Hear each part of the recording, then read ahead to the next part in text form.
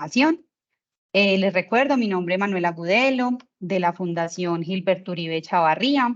Tenemos preparado este espacio de manera muy especial para todos ustedes. Ustedes saben pues que en la Fundación tenemos uno de los apoyos que tiene que ver con toda la parte de vivienda y hemos venido identificando que a través pues como de algunos casos y algunas asesorías que hemos brindado, hemos identificado que tenemos como muchas necesidades de entender desde asuntos jurídicos algunos aspectos que son fundamentales a la hora de comprar una propiedad, ¿cierto? Entonces, hemos venido realizando algunos espacios en escenarios presenciales.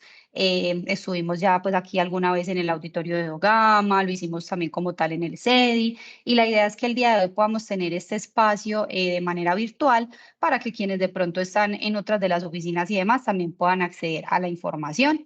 El día de hoy nos está acompañando Daniel Arbeláez. Daniel hace parte del equipo jurídico. El conversatorio lo vamos a realizar entre Daniel y yo, que Dani pues es el que nos acompaña con todo su equipo, digamos que en este tema de las asesorías, del acompañamiento para poder entender y poder orientar de una mejor manera pues como los procesos. Te doy, Dani, por aquí también el saludito. Bienvenido. Hola, buenos días para todos, ¿cómo están? Muy bien, Dani, muchísimas gracias. Entonces, bueno. Queremos arrancar entonces con una información general. Les vamos a contar un poquito cómo tenemos pensado el espacio. Vamos a arrancar por una información general de asuntos a tener en cuenta. Luego vamos a hablar puntualmente de temas de lotes, construcción. Vamos a hablar también de la parte pues como de vivienda nueva y usada. Y dependiendo como de los tiempos, también tocar un poco la parte de las herencias, que es algo pues que se presenta mucho a nivel familiar, para que vayamos teniendo como esa información general. Entonces, lo importante, digamos, a tener en cuenta cuando vamos a comprar una propiedad para residir, eso es muy importante hacer esta salvedad. En este espacio estamos hablando es de vivienda, no estamos hablando pues de compra de propiedades para un negocio o porque queramos montar un restaurante o ese tipo de cosas, una bodega, sino que aquí vamos a hacer un énfasis específico en los asuntos de vivienda. Y al final vamos a tener como la posibilidad de un espacio de preguntas, donde esas preguntas van a ser preguntas generales. Si ustedes ya tienen unos casos particulares donde tienen alguna, digamos, como una situación puntual, familiar, con alguna propiedad, alguna duda en específico, al final les vamos a dejar el teléfono de la fundación para que nos escriban por WhatsApp y les podamos brindar ese espacio de asesoría personalizada, porque realmente cada caso tiene un montón de particularidades y este no es pues como el escenario para resolver de pronto como las dudas que tengamos del uno a uno, sino de pronto dudas conceptuales o dudas pues como más en términos generales, ¿cierto? Y también hacerles la salvedad de que en temas digamos, de toda la parte legal en términos de inmuebles y demás, hay muchísimas aristas, hay muchísimos temas y por eso hoy vamos a centralizarlos en los temas pues que ahorita les estaba comentando. Entonces, para iniciar, algo muy importante a tener en cuenta es si a mí me están ofreciendo un negocio, ya sea un lote, un apartamento, una casa, ¿cierto? ¿Qué es lo que yo sí o sí debería tener en cuenta? Entonces, yo les voy a dar como un panorama general y Dani nos va pues como a reforzar esta información y es que las propiedades como tal tienen una matrícula inmobiliaria. Para nosotros, de pronto, las personas que no somos abogados, entender ese tema ha sido muy sencillo para la fundación y es como, hagan de cuenta, la cédula de la propiedad, ¿cierto? Nosotros como personas tenemos cédulas que tenemos un número como tal, las propiedades también lo tienen y es una matrícula inmobiliaria que es entonces la que indica y le da pues como ese número, sí, esa asignación pues como numérica a esa propiedad, ¿cierto? Y esto debe estar, digamos, amparado bajo una escritura pública que se registra y el certificado de tradición y libertad es como esa hoja de vida donde yo puedo ver qué ha pasado con esa propiedad como tal que me están ofreciendo. Entonces aquí Dani nos va a ayudar a complementar en específico qué significa, por ejemplo, que sea una escritura pública, por qué es importante registrarla y ante qué oficina se registra y también porque es tan importante que ese certificado de tradición y libertad, cuando a mí me están ofreciendo un negocio, yo lo solicite y que haya sido generado, ojalá hace menos de 30 días para que esté muy actualizado. Adelante, Dan. Bueno, feliz día para todos. Bueno, entonces con el preámbulo que nos hizo Manu aquí referente a esos tres primeros puntos que está proyectando acá. Entonces, la matrícula inmobiliaria, exactamente lo que dijo Manu, es un número, es una cédula que tiene cada inmueble, es un número que es irreemplazable, salvo algún acto administrativo de algún municipio, de alguna entidad de algún municipio, pues que así lo determine, pero bajo los parámetros de la normalidad es un número inmodificable. Eso, para efectos prácticos, lo encuentran en el certificado de libertad y tradición, en la parte superior a mano derecha del certificado. ¿Listo? Es un número pues realmente corto y identifica el inmueble de acuerdo pues a su zonificación donde esté. Ahorita les explico un poquito eso. Voy a arrancar con el certificado de libertad y me doy un pasito con la escritura pública. Entonces, el certificado de libertad, como se los dije, ahí tiene su número de matrícula inmobiliaria, es el historial absoluto de cualquier inmueble en ese documento, que es un documento público, eso no es un documento privado. Yo puedo sacar el certificado de libertad de cualquier persona, ¿cierto? O más bien de cualquier persona, no, de cualquier propiedad, si tengo por lo menos el número de matrícula inmobiliaria, y ahí me puedo enterar inclusive quién es el dueño actual, ¿cierto? Porque estamos partiendo de la base que estos documentos, tanto escritura como certificado de libertad, son de acceso público. ¿Listo? Entonces, es también un poquito desmitificar el tema de que tengo la escritura guardada bajo llave y nadie la puede ver. No, cualquier persona puede acceder a el certificado de libertad simplemente bajo Google, puedes inclusive buscar el supernotario de registro, acceder a la página pública, que es una entidad del Estado, poner el número matrícula inmobiliaria y simplemente bajo el certificado. Entonces, en ese certificado, obviamente pues eso tiene un costo mínimo, pero en ese certificado yo me doy cuenta qué ha pasado a lo largo del tiempo con el inmueble. ¿Qué específicamente me doy cuenta yo, aparte de saber quién es el propietario actual? Si el inmueble tiene una hipoteca, si tiene un embargo, si tiene algún gravamen o alguna anotación inscrita que me impida adquirir ese inmueble o inclusive venderlo, ¿cierto? Porque yo puedo tener mi propiedad y no saber porque me notificaron mal o porque simplemente no me llegó una notificación, un gravamen cualquiera que me impida vender la propiedad, ¿cierto? Por eso hay que tener en cuenta que si las personas que actualmente tienen propiedades tienen de pronto deudas, de pronto algún tipo de inconveniente con alguna entidad bancaria o incluso con una persona natural, es bueno que se fijen porque lo primero que se hace es solicitarle a un juez que embargue este tipo de propiedades, ¿cierto? Y esos embargos radican y quedan registrados en ese certificado de libertad. Ahorita de pronto ampliamos un poquitico más ese tema, ¿listo? La escritura pública a su vez es el medio por el cual yo adquiero o vendo, ¿cierto? Un inmueble, ¿cierto? También, como lo dice su nombre, es un documento público que cualquier persona puede solicitar en la notaría donde esté. Y es muy sencillo ir a solicitar una escritura pública, simplemente con la anotación del certificado de libertad que les acabo de explicar, donde diga Manuela Agudelo es propietaria del inmueble tal, con matrícula inmobiliaria tal. Ahí me sale la escritura pública, me sale la fecha cuando la hizo, me sale la notaría y yo simplemente pido pues una copia de esa escritura, sea una copia simple, que es una fotocopia, o sea, una copia auténtica, que inclusive es la misma escritura. Que sí cabe aclarar acá, con esa escritura no se puede hacer absolutamente nada. No es que yo coja esa escritura y vaya y se la venda a un compañero aquí de pronto de la oficina. Eso no se puede hacer, porque yo efectivamente no soy el titular del inmueble, ¿sí? Simplemente puedo acceder al documento por tener X información, pero o por tener algún tipo de pruebas, si estoy en un proceso, si estoy en algo, o simplemente porque la quiero tener, pero no puedo transferir el inmueble con eso, ¿sí? Es meramente informativo, pero es de carácter público, ¿sí? Manu, ibas a decir algo. Sí, no, Dani, y que hay la importancia de, ahorita cuando estabas diciendo que no es simplemente tener la escritura guardada bajo llave y que ya con eso, pues digamos que uno, entre comillas, esté tranquilo, sino que realmente tenemos que hacer el registro de esa escritura, que ya esa es la parte que nos vas a explicar también de las oficinas donde se hace y la importancia de que esto quede registrado y lo que implica hacia ese certificado de tradición y libertad cuando hago el registro como tal. Correcto. Entonces, vamos a poner el ejemplo normal, ¿cierto? Que nos pasa a todos, pues, cuando vamos a adquirir un inmueble.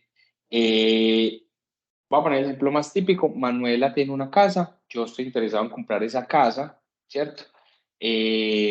Vamos a ponerle un valor de 100 millones por poner cualquier valor y de palabra decimos, bueno, yo le voy a vender la casa a Daniel, quedamos en 100 millones de pesos y se la entrego el 1 de octubre, ¿cierto? Para que ese negocio... ¿sí? Dale, que yo creo que a alguien se le prendió el micrófono, pero dale. Para que ese negocio, digamos, cierre de tal manera cualquier vulneración del tipo legal, es decir, que Manuela por allá el 29 de septiembre no me diga, no, se lo vendí a otro, o venga que es que me quito del negocio y yo ya estoy comprometido con un crédito, en fin. Entonces, ¿yo qué hago? Firmo una compraventa, ¿cierto? Aquí me voy un poquitico en la historia y ahí van a ver en los bullets, digamos que todo va a empezar a enganchar, ¿listo? Entonces, yo con Manuela firmo una compraventa, lo ideal, ojo, no es requisito legal, pero lo ideal es que esa compraventa esté autenticada en notaría, ¿cierto? Eso simplemente para efectos de que, pues, si hay algún tipo de problema legal en el negocio, en el proceso jurídico eventual que se inicie, no tengamos unas excepciones de que Manuela no fue la que firmó, que esa firma es falsa. Entonces, yo siempre recomiendo, hágalo autenticar, no es un requisito legal, pero hágalo autenticar. ¿Listo? Esa compraventa, ¿qué tiene que tener obligatoriamente? Entonces, lo primero es las partes, quién es el vendedor y quién es el comprador. Para efectos de garantizar que el comprador es la persona titular del inmueble, entonces nos remitimos al certificado de libertad y tradición, lo que les acabo de decir. Ese es el documento donde me dice, Manuel Agudelo es propietaria del inmueble tal con matrícula tal, ¿cierto? Yo ya sé que la persona que me está vendiendo es la titular legalmente del inmueble, ¿listo? Entonces yo ya por ese lado, digamos que le pongo un chulito al primer requisito, que Manuela es la persona titular del inmueble y quien puede y está autorizada legalmente a vender. ¿Listo? Segundo requisito, el inmueble. Hay que identificar el inmueble en esa compraventa. ¿Qué es identificar el inmueble? Dirección, ubicación, ¿cierto? El municipio, vereda, en fin, matrícula inmobiliaria, ¿cierto? Inclusive linderos. Los linderos son con quiénes son mis vecinos, ¿cierto? Y eso lo encuentran ¿dónde? En la escritura pública anterior, es decir, en la escritura pública en la cual Manuel adquirió ese inmueble. Listo. Y claramente el número de matrícula inmobiliaria para saber que estamos haciendo un negocio sobre un inmueble cierto, pues existente. ¿Sí? Tercero, pues el precio que pactamos, ¿cierto? Claramente tiene que haber una contraprestación por una venta. Cuarto, la entrega del inmueble, ¿cierto? Es importantísimo tener una fecha cierta de inmueble y adicional a eso una fecha cierta de firma de escritura pública. ¿Listo? Es decir, en la compraventa hay un capítulo que dice, Manuela me va a entregar a mí la casa el 1 de octubre y el 1 de octubre también vamos a acudir a notaría X a firmar escritura pública. ¿Listo? Eso obliga a ambas partes a uno a pagar el precio, el otro a entregar el inmueble y que ambos confluyan en la notaría para ya materializar el negocio a la vía jurídica. ¿Listo? Y por último, y no menos importante, es que ambas partes estén en capacidad de contratar, ¿cierto?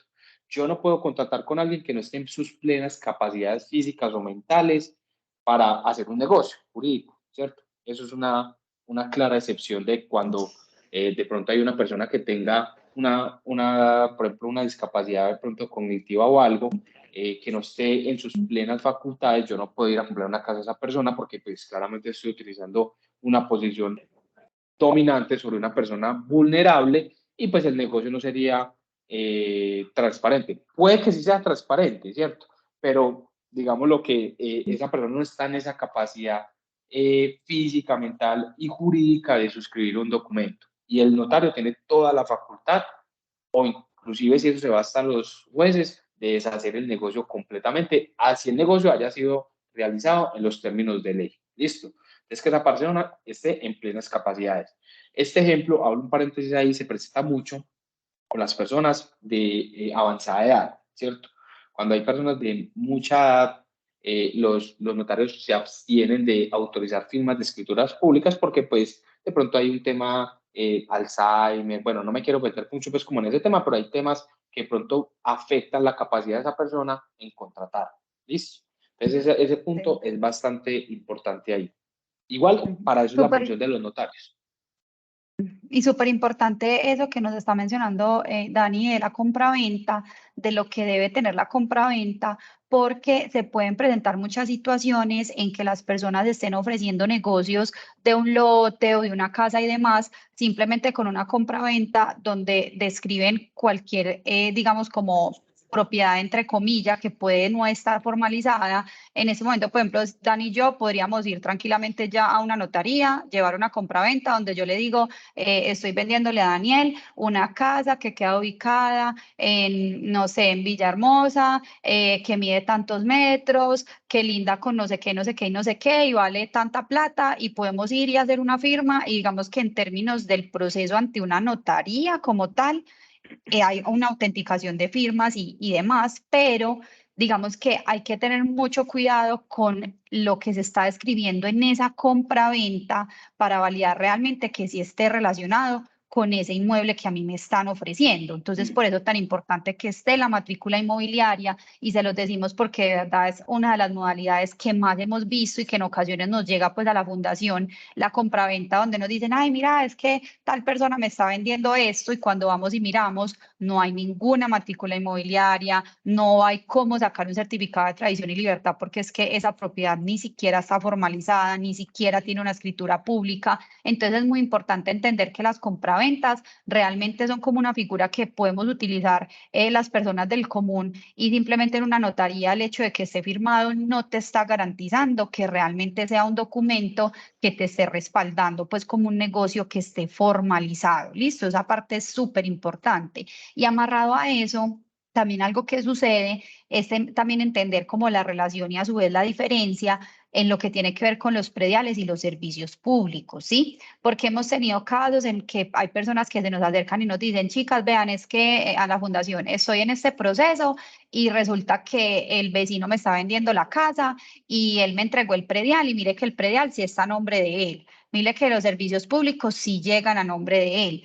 Ahí hay que tener muchísimo cuidado porque una cosa son los temas de impuestos y otra cosa como tal es ser propietario o titular de un inmueble. Son asuntos distintos. Digamos que ahí puede haber como que no coincide y no, digamos que puede que para nosotros no tenga sentido que el gobierno nos esté cobrando un predial a nombre de nosotros, de una propiedad que no está a nombre de nosotros, pero realmente eso pasa, ¿cierto? Y también el tema de los servicios públicos, porque los servicios públicos a la final son un derecho como tal que tenemos los ciudadanos. Entonces, es muy importante que tengan en cuenta que el hecho de tener un predial no significa que ya per se se es dueño de ese inmueble, ¿cierto? Si no tengo cómo sacar un CTL que esté a nombre de esa persona que yo estoy pensando o que me están indicando que son los dueños, no es un documento válido para eso. Y también tener en cuenta que en ocasiones hemos también tenido casos de abogados que les ofrecen procesos a las personas y les dicen, venga, yo le ayudo para que usted pueda ser el dueño de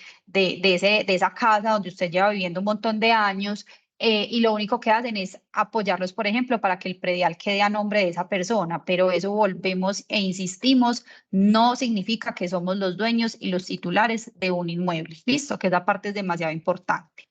Ahorita con lo que estaba mencionando también Dani, en términos del vendedor, esa parte es fundamental porque, como ya él nos explicó, el tema de escrituras públicas y de CTLs lo puede sacar cualquier persona. Entonces, digamos que a veces encontramos esta figura de intermediarios, que son intermediarios válidos, ¿cierto? Puede que yo tenga un negocio y yo no me quiero poner en ese desgaste de la parte comercial.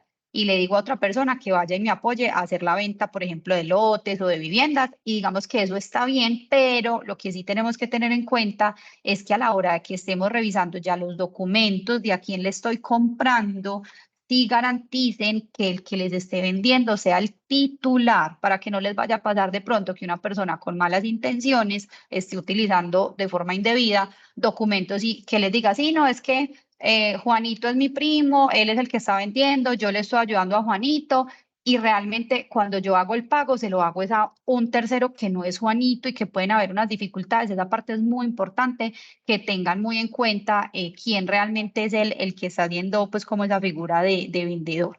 Y en términos de los compradores, o sea, cuando soy yo el que estoy comprando, aquí también queremos pues como hacerles unas sugerencias y es que nos han llegado también como casos y ven casos en que, por ejemplo, se van a postular ya sea para el subsidio de vivienda o se van a postular, por ejemplo, para el crédito hipotecario, ¿cierto? Que van a una entidad financiera a solicitar el dinero que estén necesitando para comprar la vivienda y de pronto los asesores desde temas comerciales y de pronto por, de alguna forma, supuestamente intentar apoyarlos para que ustedes puedan obtener ese crédito y demás, les pueden indicar cómo venga, por qué no mira con qué otra persona se mete en el negocio, los ingresos que usted tiene no le alcanzan, pero si de pronto usted, no sé si tiene un primo, si tiene algún familiar, alguien que también lo respalde, ahí es muy importante que tengan en cuenta quiénes son los compradores y las consecuencias que eso puede tener en el mediano y en el largo plazo. Porque puede que yo por mi afán de comprar mi vivienda, mi salario no me da, por ejemplo, ese mínimo o la capacidad de endeudamiento y demás, entonces yo busco quién puede acompañar ese proceso y uno cree que simplemente porque firmaron un documento es solamente que me ayudó con la firma y ya, pero es en el mediano y largo plazo, puede tener muchas consecuencias. Y en algún momento, por ejemplo, esa persona llega a tener un inconveniente con algún banco, con alguna entidad y ese tipo de cosas, realmente está comprometida, digamos, esa propiedad que no fue solamente que él hizo una firma, sino que realmente hay un tema de titularidad y de todos estos asuntos detrás. Entonces es muy importante que ustedes lo tengan en cuenta para que cuiden mucho realmente como ese patrimonio. O hemos tenido también, digamos, personas que nos dicen, no, es que mi pareja y yo queremos comprar la vivienda, pero la vamos a poner es a nombre de mi suegra o a nombre de mi suegro, o lo queremos de una vez poner a nombre, no sé, de mis papás o a nombre de mi hermano.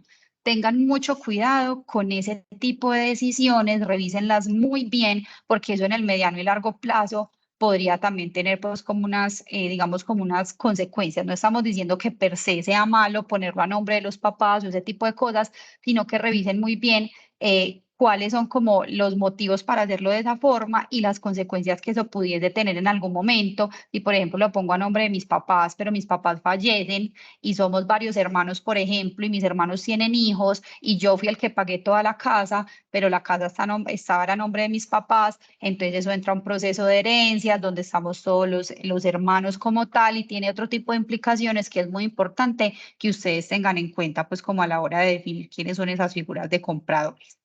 Y para cerrar esa parte, pues como de esos asuntos generales a tener en cuenta, está toda la parte de la financiación, ¿cierto? Que es algo muy importante. Si yo voy a comprar una propiedad, ¿cómo voy a hacer para hacer esa compra, ¿cierto? Entonces, no vamos a entrar al detalle en cada uno, pero sí los invitamos y las invitamos a que revisen, por ejemplo, todo el tema de los subsidios que tengan las cajas de compensación familiar, los que tengan el gobierno, de pronto los municipios en donde ustedes estén haciendo la compra también pueden tener algunos subsidios específicos por municipio, el tema de las cesantías que tengan con la organización, obviamente asuntos pues ya de ahorros que ustedes tengan y pues también el tema de los créditos hipotecarios, que es muy importante ahí también hacerles como esa sugerencia de que revisen como varias opciones. En ocasiones nos quedamos solo con la primera propuesta que nos está haciendo una entidad financiera sin tener en cuenta que hay otras que de pronto pueden ofrecernos unas mejores tasas y demás.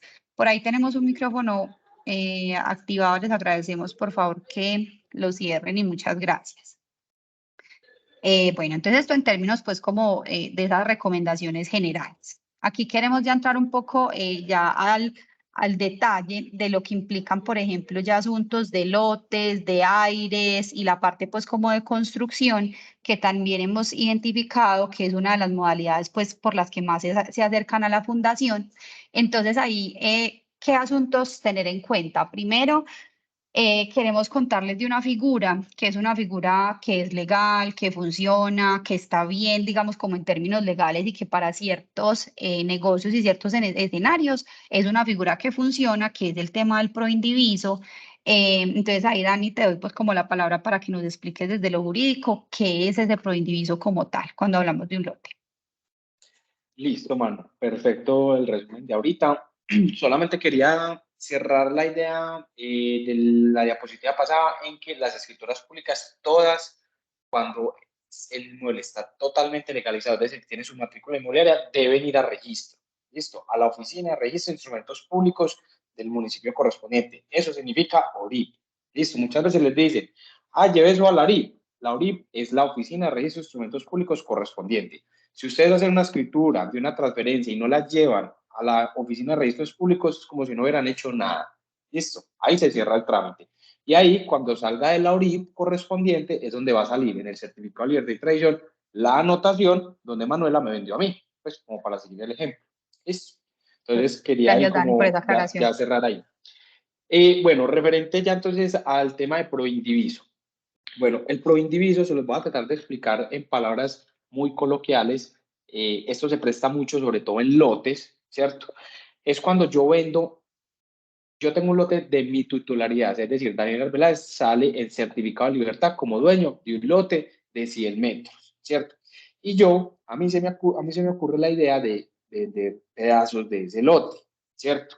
Esto no es un loteo, no es un reloteo, esto no se está haciendo ninguna figura de esa, simplemente yo, porque decidí coger mi lote y decirle a Manuela, Manuela, de mi lote de 100 metros te voy a vender 30 metros en 50 millones de pesos.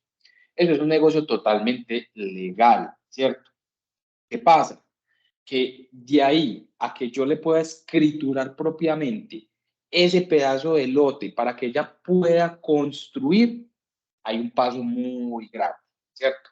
Es decir, yo puedo hacer lo mismo de lo que les expliqué en la diapositiva pasada. Puedo hacer la compraventa con Manuela, puedo hacer escritura pública inclusive. En la escritura pública yo le voy a decir a Manuela, Manuela, el lote que yo tengo lo va a vender el 30% y va a quedar discriminado así. Y puede ir a la oficina de instrumentos públicos.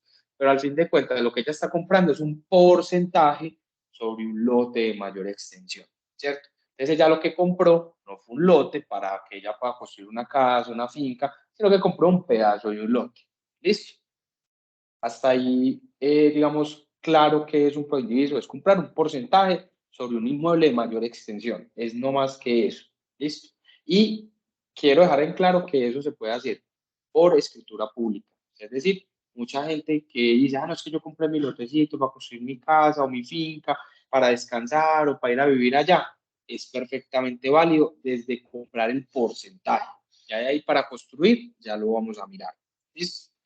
Entonces, Manuela compra efectivamente el 30% de mi lote, entonces ya va y va, pues quiere construir, el objetivo suyo es construir una casa en ese pedazo de lote y se va a ir para las entidades que otorgan los permisos para que pueda construir ella su casa, ¿cierto?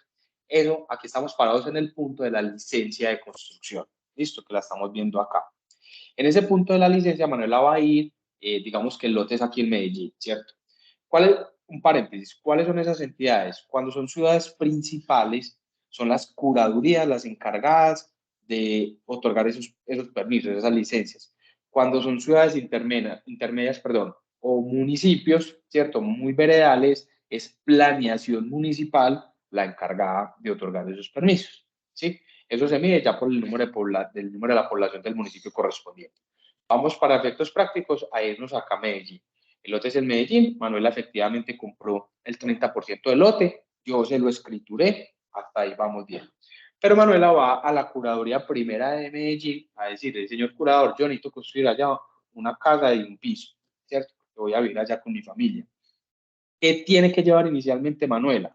Tiene que llevar el certificado de libertad, donde demuestre que ella es propietaria del inmueble, ¿cierto? La escritura pública por la cual adquirió, ya sabemos que es un porcentaje sobre ese lote, ¿cierto? Tiene que llevar unos planos sellados arquitectónicos, ¿cierto? Donde un arquitecto e inclusive un ingeniero, si ya pues es una estructura mayor, validen que pues no va a pasar nada en temas técnicos, ¿cierto? Constructivos, y una serie pues, de requisitos de unos pagos que hay que hacer de unos impuestos y unos honorarios que cobra pues, la curaduría por el tema, ¿listo? Con todo ese paquete, ella se va y le dice, señor curador, vea, estas son mis requisitos, yo cumplo con todos los formularios que usted me pidió, los pagos que usted me pidió. El curador, ¿qué le va a responder? Señora Manuela, venga, si usted lo que tiene es un pro indiviso, usted tiene un porcentaje sobre un lote de mayor extensión. Y según el POT, ahí lo están viendo arribita, ¿cierto? El POT es el Plan de Ordenamiento Territorial, en este caso de Medellín. Le va a decir, la norma, ¿cierto? De acuerdo a donde está ubicado su inmueble, no le permite en ese porcentaje que usted compró, legalmente, no le permite construir una casa. Porque la casa se puede construir es sobre el total del lote, o sea, sobre los 100 metros. ¿Listo? Entonces, la consecuencia de eso es que no van a tener una licencia legalmente expedida para poder construir. Listo. Voy a hacer una claridad que Manu ahorita la tocó. Eso no quiere decir que no le cobren impuestos, que no pueda tener servicios públicos, ¿sí? Porque, pues, lastimosamente, y en muchas partes del mundo, inclusive en países muy desarrollados, el tema de impuestos es prioritario, ¿cierto? Él le dice, Manuela tiene un 30% de ahí. El municipio que va a decir, yo le cobro sobre ese 30% un predial inclusive. ¿Listo? Por eso es que el predial le va a llegar a nombre de Manuela por un 30% sobre un lote de mayor extensión y a ella le va a tocar pagar ese impuesto. Los servicios públicos, porque si llegara a tener servicios públicos ahí, porque son servicios esenciales y todo el mundo en este país tiene derecho a tener agua, por lo menos agua potable. ¿Listo? En este caso. Entonces, de acuerdo a lo que le contesta ese curador a Manuela, Manuela no va a tener ese permiso, esa licencia para poder construir, ¿cierto? Porque simplemente la norma no se lo permite, ¿sí? Eso es un ejemplo. Puede que esté tan de buenas que en ese pedazo de lote sí se pueda construir, ¿cierto? O sea, eso ya es como para simplificar, eso ya pues el curador y la entidad correspondiente ya son los que validan eso. Pero normalmente en el mundo común lo que nos hemos encontrado en un alto porcentaje es que cuando se compra un proindiviso no les permiten esa construcción en ese pedacito de lote que compró. Entonces, al fin de cuentas, la conclusión de eso es que vas a quedar dueño de un pedazo de lote que no se va a poder desarrollar, ¿cierto? Pues, Y ahí para muy este ejemplo. importante, Dani, para nosotros, de pronto las personas que no tenemos todo ese conocimiento como tan técnico desde lo jurídico, les digo como en términos generales esto cómo se entiende. Yo estoy comprando un porcentaje que no necesariamente, y no, digamos que en la escritura como tal, yo no voy a identificar qué pedacito es ese porcentaje. Es como si yo les digo a ustedes, vamos a ir a un cumpleaños y compramos una torta y usted se come la mitad y yo la mitad, pero la mitad puede ser el pedazo así, el pedazo así, digamos que no hay una identificación puntual de cuál es la ubicación de ese pedazo que yo estoy comprando. Entonces eso puede generar dificultades en varias cosas. Puede que, como decía ahorita Dani, hay un tema también muy alto de informalidad en general, pues como en Colombia, y hay muchas personas que puede que hayan comprado por indivisos, que hayan construido y que en un lote grande veamos 5 casas y cada dueño con su casa, y eso incluso puede empezar a generar problemas de convivencia con vecinos, porque entonces hasta dónde va el lote del uno, cuál es el 30% y eso en metrajes qué significa y quién dice que es que ese pedazo sí es el que es el 30% suyo y no yo quiero ese pedazo porque a mí me interesa más esa esquina. O sea, es un tema complejo en términos de lo que implica simplemente hablar de que somos dueños de un porcentaje muy distinto a lo que ahorita Dani inicialmente estaba diciendo, y es cuando ya hay un asunto de loteo legal, que esa sí es una figura que, digamos, se utiliza desde la parte formal, y es que yo puedo tener un lote grande, como dueño de ese lote hago formalmente un proceso de loteo, y cuando yo hago ese tema del loteo, lo que pasa es que esa matrícula inmobiliaria de ese predio grande, que era un número X, cuando yo hago ese proceso de loteo, cada lote entra a tener ya su propia matrícula inmobiliaria con sus condiciones ya como tal, y ya ahí es distinto cuando yo voy a ir a solicitar una licencia de construcción, porque miren que ya estamos hablando de que esa propiedad, ese pedacito que me están vendiendo, ya es una propiedad formalizada sobre la que ya digamos que hay unas condiciones distintas a lo que es un lote de mayor extensión. Entonces, ¿por qué queremos hacerles tanto énfasis en esta parte? Porque también hemos visto y pasa mucho de pronto en áreas como, por poner un ejemplo, de poquito tuvimos un caso en San Cristóbal a una persona que le estaban ofreciendo haciendo la venta de un lote y cuando nos trajo toda la documentación, simplemente era alguien que en una carta les decía, soy dueño de este lote grande y lo estoy vendiendo por pedazos, y cuando nos mostró la foto de cómo estaban loteando, supuestamente loteando, realmente no estaba bajo la norma. De una identificamos pues que no era un asunto que estuviera pues formalizado y que la persona realmente fuera a tener como tal una matrícula inmobiliaria que pudiese en el mediano y largo plazo poder tener las escrituras y un certificado de tradición y libertad. Y digamos que la conclusión también en esta parte es: negocio es negocio y pueden haber personas que tomen este tipo de decisiones, pero desde la fundación y con el apoyo del equipo jurídico, lo que siempre les indicamos o siempre los invitamos a pensar es en términos de ese patrimonio. ¿Qué quieres y en dónde quieres invertir ese dinero? Si yo tengo hijos y a futuro quiero dejarle algo a mis hijos, ¿cómo puedo garantizar que eso que les voy a dejar sea algo que esté realmente formalizado, ¿cierto? Entonces, ahí claramente nos mostraron una compraventa, como les decíamos ahorita, que simplemente dice fulanito de tal, tiene un lote ubicado en tal parte, que mide tantos metros, que está en la dirección no sé qué, y que se lo estamos vendiendo a varias personas y hablan de unos porcentajes, pero no hay ninguna matrícula como tal inmobiliaria de por medio, no hay ninguna licencia para hacer ese loteo, no hay ningún certificado de tradición y libertad. Entonces ahí es donde ustedes también tienen que emprender pues como esas alarmas. También tuvimos otra situación de una persona, una valla hermosa en cierta parte pues como rural hacia las afueras de Medellín, compra este lote y construye la casa de tus sueños. La persona compró el 4% del lote, ¿cierto?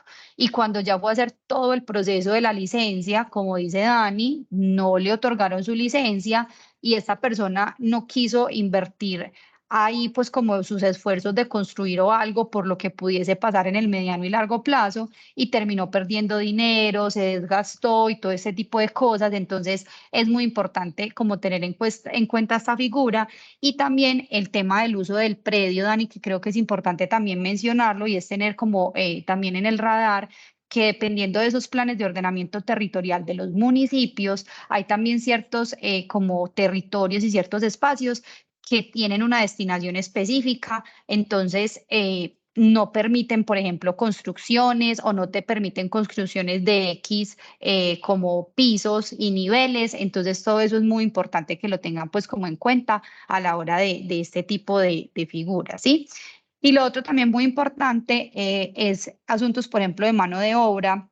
También hacerles esa salvedad de tener mucho cuidado cuáles son esas personas a las que estamos contratando para este tipo ya digamos, como cuando ya estamos en un tema de construcción, y es porque hemos encontrado mucha informalidad, ¿cierto? Que pasa pues y se ve mucho que es el vecino, que es mi primo, que es ta.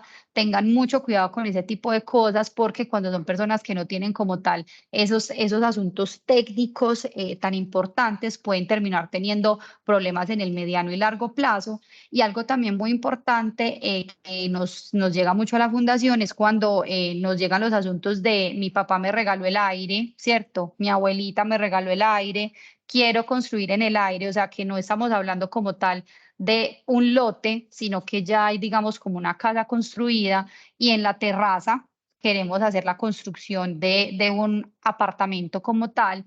Ahí también digamos que aplica y hay que tener mucho cuidado con este asunto de la licencia de construcción, ¿cierto?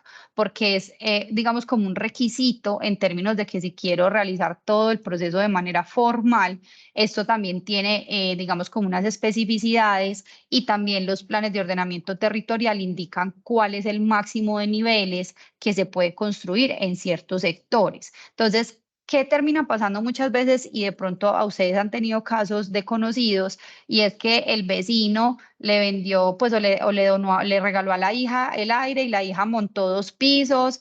Esos pisos empezaron a tener afectaciones en la casa del lado, empiezan a haber unos problemas también de convivencia, y cuando vamos, digamos que a tratar de resolver eso por temas legales como tal, hay muchas dificultades porque se encuentra que en ningún momento hubo una licencia de construcción y todo lo que, pues digamos, como que ampara este proceso, pues para que hubiese sido formal. Entonces ahí, Dani, quisiera pues como en esta parte que hemos visto que se presenta mucho de personas que construyeron sin una licencia y todo ese tipo de cosas, que nos puedas contar ¿qué pasa si yo no hice el proceso como en ese paso a paso, como tú nos indicabas ahorita, de acudir a las entidades que son, con los documentos que son y demás?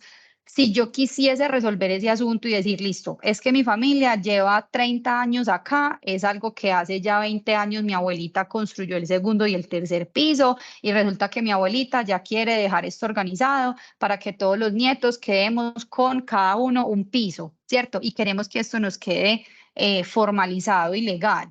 Quisiera que nos contaras un poco, Dani, en términos como generales. Es un proceso muy extenso y pues para no entrar mucho como a ese detalle, pero que si nos des como ese brochazo general de lo que implica, por ejemplo, hacer el proceso sin el debido, pues como los paso a paso y cómo se podría de alguna forma resolver y lo que implica en términos también económicos. Perfecto, listo. Bueno, me parece muy importante. Yo sé que las preguntas son al final, pero lo que está preguntando Beatriz, el proindiviso no existe entonces los linderos. Los linderos le pertenecen al lote de mayor extensión. Ese proindiviso no va a tener unos linderos independientes porque no se está desglosando ninguna propiedad. Sigue estando dentro de la propiedad de mayor extensión. Entonces, los linderos sí existen, pero le pertenecen al lote de mayor extensión. Por eso siempre vas a seguir dependiendo del propietario o todos los propietarios que compren porcentajes en ese lote. ¿Listo? Entonces, ahí me cuentas si fui claro en la respuesta. Igual ahorita pues abrimos un espacio de preguntas. Bueno, referente a este tema de legalización, comparándonos en el ejemplo pues que puso Manu de la persona que quiere dejar todas sus cosas listas, pero no tiene legalizadas las propiedades. Eso es muy común, es demasiado común, ¿cierto? Realmente lo que pasa, e inclusive muchas veces nos hemos encontrado que no, es que ni siquiera la propiedad inicial, es decir, el primer piso, ni siquiera tiene una escritura pública, ¿cierto? Que también fue eso se le llama una posesión. Entonces, aquí voy a abrir un paréntesis. La posesión es una persona que está en esa propiedad por más de 10 años, puede iniciar acciones legales para hacerse en esa propiedad, ¿cierto? Pero eso no es simplemente por el paso del tiempo, eso hay que iniciar un proceso jurídico ante un juez de la República para que a través de una sentencia el juez diga, sí, usted cumple los requisitos que dice la ley, que es el tiempo, bueno, y otros requisitos que indica la ley como tal, y ahí puede acceder a ser propietario por medio de una sentencia emitida por un juez de la República, ¿cierto? Entonces, aquí empezamos el primer requisito, ¿cierto? Para yo poder tener una propiedad legalmente constituida cuando no tengo escritura, simplemente porque estuve ahí por el paso del tiempo, necesito iniciar un proceso que se llama un proceso de prescripción adquisitiva de dominio. Sí o sí hay que iniciarlo con un abogado, ¿cierto? Y ese abogado pues instaura una demanda ante la jurisdicción correspondiente, pues ya nosotros sabemos cómo lo hacemos y ahí pues obviamente empiezan los primeros gastos, ¿cierto? Que son los temas de honorarios, ¿cierto? Son procesos normalmente extensos, son procesos que se están demorando en un promedio de 3 a 5 años, ¿cierto? Por la complejidad de los mismos. Eso es quitarle la titularidad de pronto a una persona que la tuvo en algún momento, ¿cierto? O identificar quién es el propietario y quitarle esa titularidad a través de este proceso. Entonces, por eso no son procesos ni fáciles ni cortos. Eso es lo primero. Lo segundo, la abuelita construyó segundo y tercer piso y le quiere dejar a sus hijos, a sus nietos, el primer, el segundo y tercer piso. Y ninguno de los tres está legalizado. Entonces, como no está legalizado propiamente, ¿cierto? Yo no puedo dejar en un testamento, ahorita lo vamos a hablar, o en otro documento jurídico establecido que la propiedad identificada como apartamento número 1, número 2 y número 3 va a quedar a nombre de Manuela y de Daniel, que son mis hijos o mis nietos, ¿cierto? ¿Por qué? Porque la escritura, eso tiene que ser a través de una escritura pública, ¿cierto? La escritura pública no va a cumplir con ese lleno de los requisitos legales para decir, ese inmueble está totalmente identificado y la señora doña fulanita es propietaria y está dejando su titularidad cuando muera a estas dos personas. Entonces, por ese simple hecho, no vamos a poder dejar legalizado ahí. ¿Qué sí puede quedar en un testamento? Como les digo, ahorita lo vemos rápidamente, se puede dejar simplemente que le va a entregar la posesión, es decir, le va a entregar un problema futuro. ¿Por qué un problema futuro? Porque esa propiedad propiamente no está legalizada. Ojo, hay que diferenciar entre ilegalidad y legalización. Esto no es un tema ilegal, quitémonos de la cabeza que es un tema ilegal, ahí no va a haber problemas de ningún tipo, por lo menos de ningún tipo penal ni nada, ¿cierto? Pero sí va a haber un tema de ilegalidad, o sea, no estoy cumpliendo 100% con lo que me dice la norma de lo que debo hacer. Para yo llegar a esa legalidad, ¿cierto? Tengo que cumplir una serie de requisitos, ¿sí? Pues el primero, hacerme con la titularidad del inmueble, que es el proceso que les acabo de contar, ¿sí? Segundo, tengo que solicitar permiso, licencia a la entidad correspondiente, sea curaduría o sea planeación, para el tema de la licencia de construcción. En este caso, como ya hay una, construcción hecha, ¿cierto? Hay una construcción físicamente determinada, lo que va a haber es una licencia de construcción en modalidad de reconocimiento, ¿cierto? Entonces, si yo cumplo con todos los requisitos que les dije ahorita, tener la titularidad, cumplir con todos estos requisitos formales que exigen las curadurías y planeación y demás, me van a dar una licencia de construcción en modalidad de reconocimiento, ¿cierto? Pero eso tiene unos costos. Esos costos son los que les comenté ahorita de los honorarios que cobra la curaduría, que son perfectamente legales y válidos. Tiene unos costos en temas arquitectónicos y técnicos. Eso en los planos que les comenté, pues eso tiene unos costos también ahí.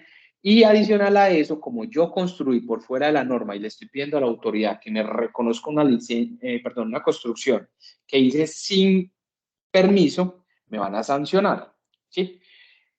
Manu y yo hicimos un trabajo hace muy poco de mirar cuánto nos podía valer esto en un inmueble, inclusive entre un estrato 1 a creo que a 2 inclusive, ni siquiera llegaba al estrato 3. Eso puede estar costando todo lo que les estamos contando entre unos 15 a 20 millones de pesos, entre sanciones, honorarios de arquitecto, honorarios de abogado, papelería, tramitología, el municipio tiene que ir a visitar el inmueble, o sea, eso tiene un costo bastante amplio. Y eso desemboca en la informalidad que hoy en día vivimos en ciertos sectores de la ciudad. ¿Listo? Entonces, nosotros no estamos indicando usted tiene que ir a hacer eso, no, ¿cierto? Eso es responsabilidad de cada uno. Lo que pasa es que el ejemplo más claro, ¿cierto? Que vimos todos acá, sobre todo para aquellas personas que viven en las periferias de las ciudades, cuando pasa el derrumbe, cuando pasa el terremoto, cuando pasa el incendio, van y le dicen al municipio, venga, es que yo estaba ya ubicada en mi casa. ¿Qué se va a volver a decir el municipio, el Estado, al que quieran demandar por unos perjuicios porque su casa se le cayó? Usted está en una parte de alto riesgo donde no se podía ubicar y donde no podía construir. O muéstreme el permiso de una curaduría, de una secretaría de planeación donde le dio permiso para estar allá. Entonces, ahí es donde ya empiezan los problemas y donde cuando pasa ese tipo de eventos no tenemos los elementos para decir, no, yo simplemente me metí allá arbitrariamente o me lo entregó mi abuelita que está hace 30 años allá y pues pasó lo que pasó y no tengo cómo reclamarle absolutamente a nadie. ¿Listo? Cosa diferente es si pasa el evento y yo tengo todos mis permisos, mis licencias y yo digo, venga, pues que a mí me otorgado, a mí el mismo municipio me otorgó permiso o licencia para construir y pasó lo que pasó, ¿cierto? Ese es el ejemplo más claro para decir, eso entre muchos, ¿cierto? Porque esa propiedad como tal, que no está con esta legalización, no se puede hipotecar, no se puede embargar, no se puede utilizar para absolutamente nada, salvo para vivir, ¿sí? O para lo que lo tengan, pues.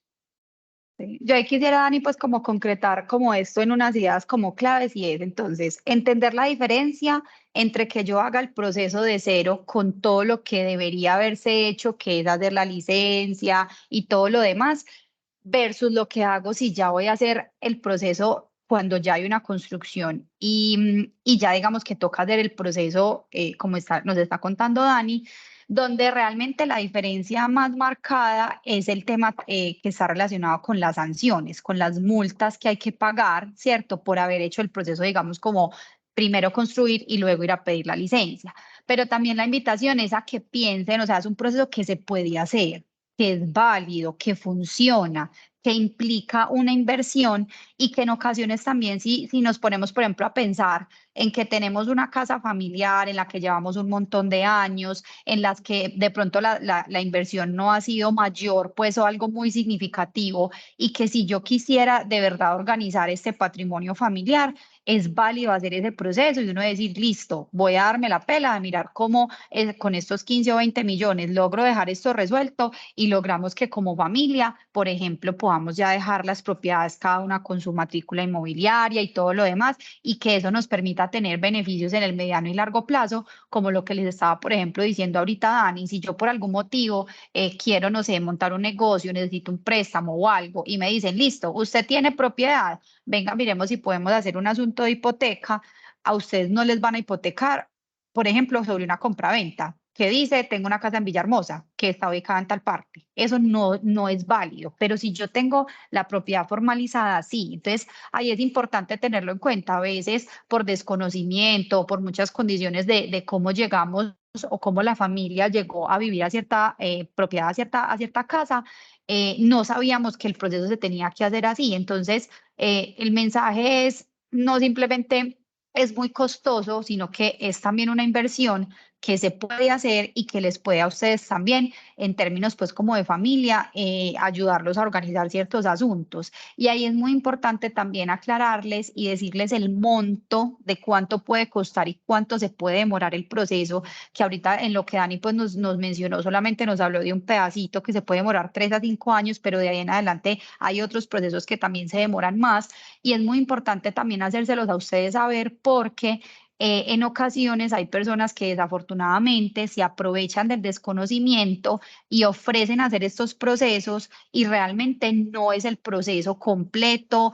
no son los profesionales, por ejemplo, que están capacitados para eso. Hemos tenido casos en los que, por ejemplo, esa primera parte que se debe hacer con un abogado, lo hace es una persona que es una diseñadora de espacios que se está haciendo pasar por alguien que sabe de eso y va donde la familia y les dice, venga, deme 2 millones de pesos que yo con eso le saco todo. Entonces también es que tengan en cuenta el tiempo y lo que cuesta para que de pronto ustedes eviten que entren en procesos con personas que se aprovechan, como les digo, y que, por ejemplo, nos ha pasado que nos dicen, sí, es que vino la persona, me ofreció hacerme todo, lo vamos a organizar y me asegura que el predial va a quedar a mi nombre.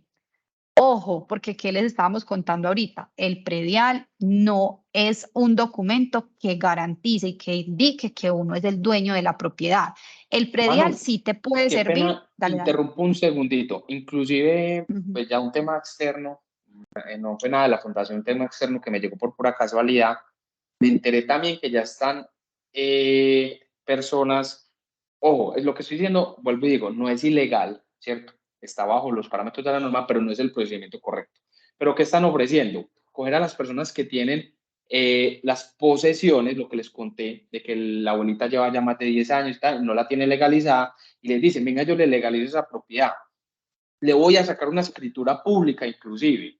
Y sí, se puede hacer una escritura pública de posesión. Eso es un acto que se puede hacer unilateralmente. Y eso no es más ni menos que sirve de prueba para llevarlo al proceso de prescripción adquisitiva de dominio. Pero eso no le legaliza la propiedad. Simplemente va a quedar una escritura pública donde un notario dio fe de que la persona lleva ya más de 10 años, por decir algo. Entonces, también se está prestando mucho para eso. Entonces, la gente, claro, hace la escritura y dice, yo ya tengo mi escritura pública, pero esa escritura ni siquiera va a registro. Ujú. Súper, muchas gracias Dani por esa salvedad y porque tengamos en cuenta siempre el tema de matrícula inmobiliaria. ¿Qué matrícula inmobiliaria está, digamos, como que respaldándose o se está indicando en esas escrituras y demás? Entonces, muy importante que lo tengan como en cuenta para que a la hora que si ustedes en algún momento quisieran iniciar este proceso, lo hagan con los profesionales adecuados, que tengan en cuenta cuál es el monto. En ocasiones lo barato sale caro, ¿cierto? Entonces hemos tenido casos de personas que le han pagado honorarios a un supuesto abogado y demás, y son personas que les terminan entregando un predial y ya, a nombre de la persona, y la persona cree que ya porque el predial está a nombre de él, ya se solucionó todo el asunto y realmente no. Entonces, por ejemplo, el tema del predial, de uno estar pagando el predial hace muchos años, sí puede ser una prueba para el proceso que nos explica Dani de demostrar la posesión, ¿cierto? Yo sí puedo llevar eso como un argumento de decir, mire que yo llevo aquí más de 20, 25 años y mire que yo todo este tiempo he estado pagando predial. Eso sirve como, pero no es como tal digamos que ese documento que nos garantice y que nos demuestre que somos pues como los dueños de esa vivienda. Entonces, hasta aquí esta parte pues como de lotes, áreas y construcción, y aquí como ya se nos está acabando el tiempo, queremos pasar de manera rápida ya por asuntos que tienen que ver con viviendas nuevas y usadas, también que tener en cuenta, y es primero entonces en términos de los proyectos que nosotros estemos pues encontrando, que aparezcan en el mercado, revisar muy bien los proyectos que les están ofreciendo, validar muy bien cuáles son las constructoras que hay detrás de esos proyectos, revisar incluso hasta en noticias y todo ese tipo de cosas, cuál es la entidad que está detrás de ese proyecto como tal. Y muy importante tener en cuenta algo, y es que, como su nombre lo dice, un proyecto es algo que se va a dar y espera que se dé, pero hemos tenido también casos, y en Colombia ha pasado, de proyectos que a la final no se dan, ¿cierto? Y eso puede pasar, es algo que puede pasar. Por eso es muy importante, cuando son proyectos nuevos, tener esta figura de las fiducias, que Dani aquí nos va a dar un poquito pues como el detalle, que son realmente estas entidades que nos pueden respaldar en caso de que estemos haciendo esos abonos a cuota inicial y que por algún motivo el proyecto no se dé. ¿Cuál es el respaldo que yo tengo como comprador de ese dinero que he ido abonando pues como esa cuota inicial como tal? Entonces ahí, Dani, para que nos des un poquito pues como esa apreciación en términos de fiducia. Listo. Entonces, rápidamente, los proyectos constructivos, proyectos nuevos de vivienda, ¿cierto? Se pueden dar de dos maneras. Voy a explicar primero la manera más rápida y más directa, que es una persona natural o jurídica, coge un lote, construye un edificio de 5 pisos y vende las propiedades, ¿cierto? Que saque los apartamentos que salen de esa construcción. Esa figura, digamos, es un poco más riesgosa, ¿cierto? Porque, digamos, no tiene unas garantías de qué pasa si se acaban los recursos y no terminan los apartamentos, qué pasa si ni siquiera construyen, ¿cierto? Así tengamos compraventas firmadas, así tengamos todo, así el proyecto tenga licencia de construcción inclusive, pasa en la vida real de que no terminen esas construcciones, ¿cierto? Entonces, ¿qué pasa con la constructora o con la persona natural inclusive? Porque hay muchas personas naturales que construyen, simplemente se insolventa, dice, no tengo cómo terminar la construcción por temas financieros, jurídicos, en fin, y las personas quedan simplemente con una demanda por presentar a esa persona por el incumplimiento de un contrato. Básicamente perdió la platita. ¿Listo? A no ser pues que ya en la demanda se defina otra cosa y haya recursos que reclamar, que es complejo. ¿Listo? La forma más segura de entrar a un proyecto, primero es verificar quiénes están detrás de ese proyecto. Eso también es información pública, eso está colgado en las vallas de cuando uno entra a cualquier proyecto, ¿cierto? ¿Quién es el constructor? ¿Quiénes están involucrados en diseños inclusive? ¿Quién es la fiduciaria? Ya les explico eso. Y quién es la entidad bancaria que financia ese proyecto, que también es bastante importante. ¿Listo? Entonces, cuando vean que un proyecto está digamos que gestionado a través de una fiduciaria, voy a hablar de las más conocidas, que es Alianza Fiduciaria, Acción Fiduciaria, Fiduciaria Central, pero ya todos los bancos tienen su propia fiduciaria.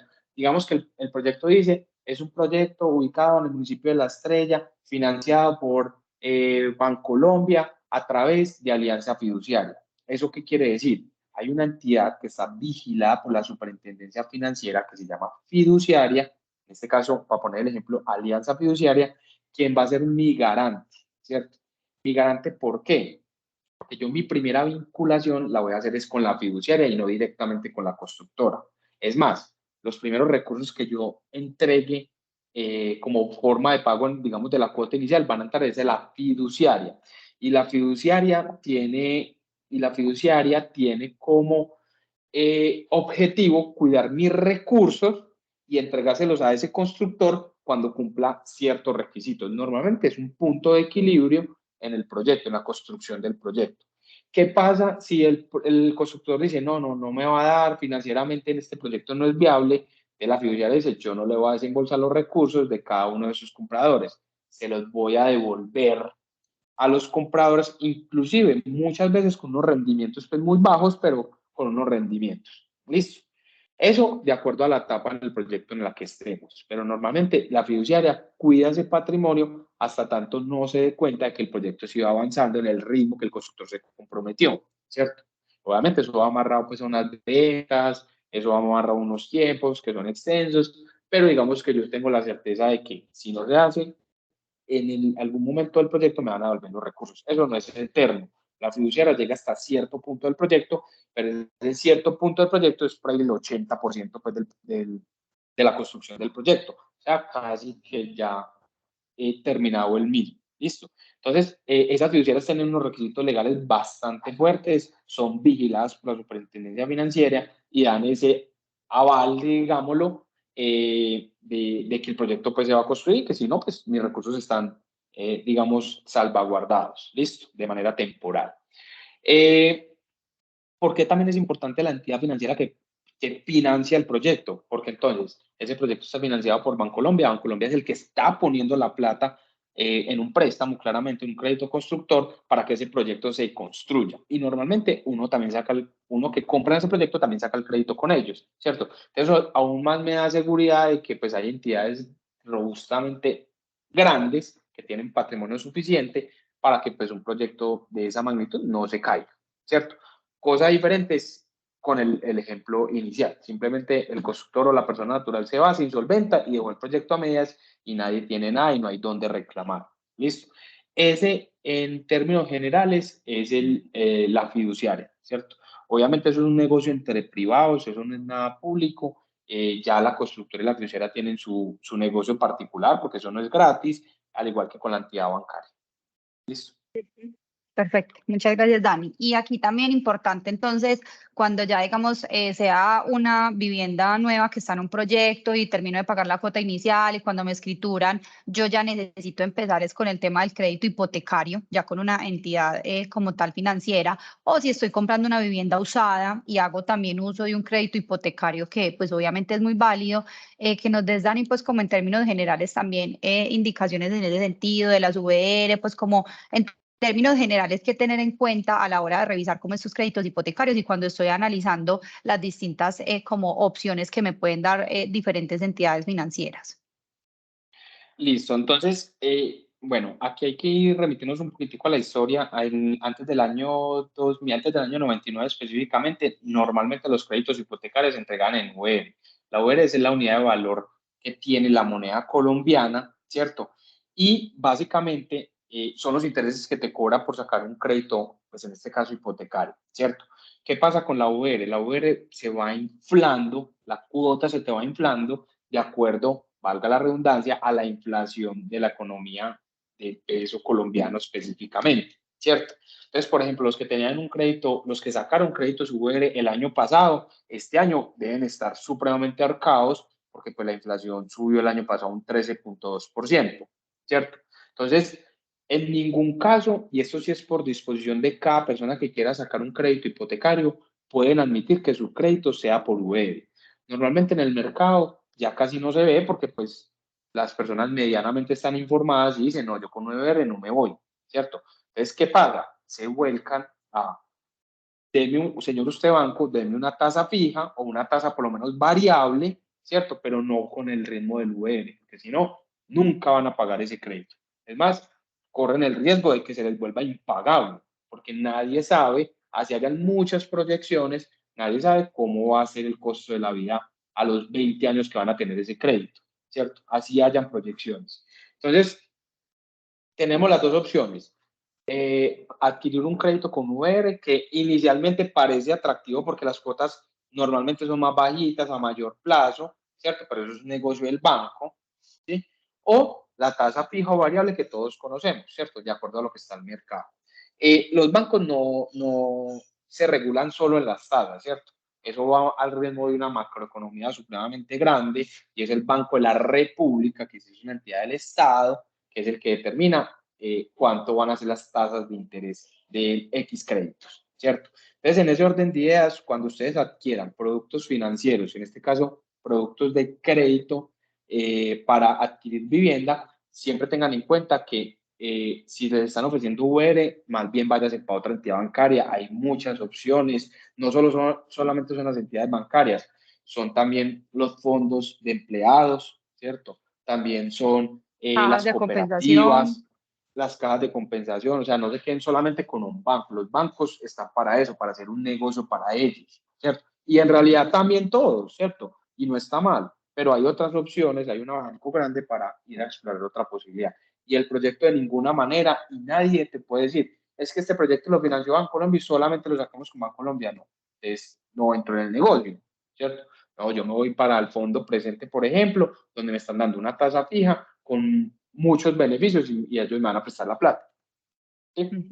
Súper, súper, Dani, muchísimas gracias. Por temas de tiempos, pues ya es importante que vayamos cerrando. Por aquí veo una manita levantada. De pronto la persona que levantó la mano tiene alguna pregunta.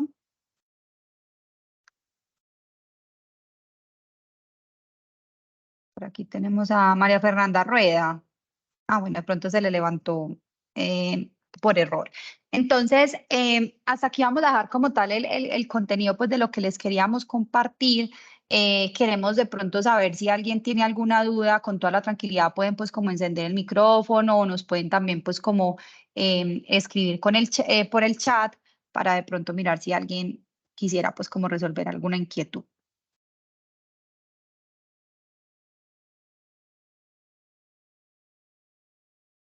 Por acá. Bueno, yo creo que hasta el momento entonces estaba solamente la duda pues como del proindiviso. Este espacio lo queremos cerrar con una reflexión muy importante y es que en toda esta información que nosotros estuvimos preparando desde la Fundación y el equipo jurídico para todos ustedes, es realmente que nuestra intención es generar como una reflexión muy importante en términos de cuidar ese patrimonio, ¿cierto?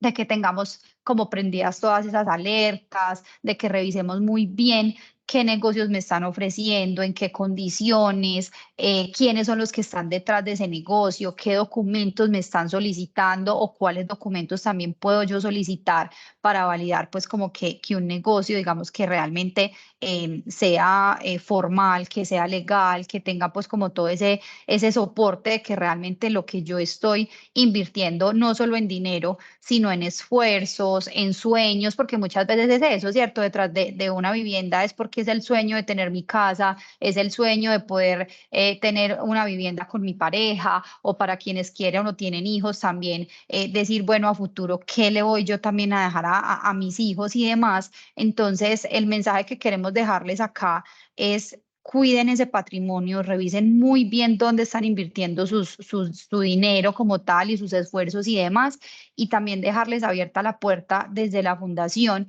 para que en algún momento, si ustedes tienen alguna duda, si necesitan algún apoyo, requieren alguna validación y una orientación en términos generales, las puertas de nosotros están abiertas. Aquí les voy a dejar el celular de la fundación donde nos pueden escribir por WhatsApp. Ese es un celular pues corporativo que tenemos donde nos pueden indicar, estoy con un caso de X o Y situación a nivel familiar, tenemos esta situación con una propiedad y dependiendo como de la magnitud del caso y de los documentos que se requieran y demás, podemos hacerles una orientación vía telefónica, si están ubicados acá en Medellín y si vemos pues que lo amerita, también podemos sacar el espacio para ir y sentarnos directamente con los abogados, llevar toda la documentación, entender como todo este proceso. Entonces, desde la fundación, les reitero, dejamos las puertas abiertas, para eso estamos, para acompañar todo este tipo pues como de procesos, agradecerle a Dani directamente, pero también a todo el equipo, porque Dani está en representación de un equipo de trabajo donde no solamente él, sino también los otros abogados y abogadas nos brindan como ese acompañamiento y esas asesorías. Entonces, agradecerles por la participación, por haberse conectado. La idea es que cada vez vayamos teniendo pues como más de estas actividades. Ya tuvimos también visita del tema de subsidio con fama, también lo hicimos de manera virtual. Entonces, la invitación es a que cada que vean estos comunicados corporativos, ojalá se animen a participar, que es información que nos sirve tanto a nosotros si estamos en algún proyecto, si queremos en el mediano y largo plazo, digamos que entrar a algo que tenga que ver con estos asuntos de vivienda, o también nos sirve para orientar a nuestros familiares, a nuestros amigos, conocidos y demás. Es muy importante como todo este conocimiento para que nos permita pues como tomar unas mejores decisiones. Entonces, nada, muchísimas gracias a todos y Dani, muchas gracias a ti también por haber aquí estado acompañando este espacio. No, a ustedes muchas gracias, espero pues haya sido de gran utilidad. Esto es simplemente un paneo general, ¿cierto? Ya pues los casos específicos claramente pues los canalizamos a través de la fundación, tratamos de ser lo más asertivos posible, ¿cierto? Con la información que nos envían Y no es frenar negocios, ni frenar sueños, ni frenar compras de vivienda sobre todo, es que realmente es en lo que se estén metiendo de la manera más segura, ¿cierto?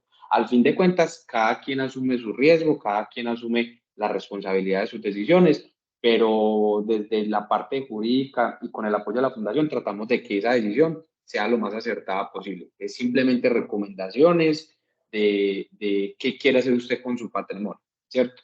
Entonces, no, para eso estamos, para apoyar y generar pues como esos conceptos de la mejor forma posible y basados pues en la norma claramente. Perfecto, Dani, muchas gracias y muchas gracias para todos y todas. Que tengan un feliz día. Muchas gracias. Hasta luego, feliz día. Gracias, igualmente. Bueno, muchas gracias.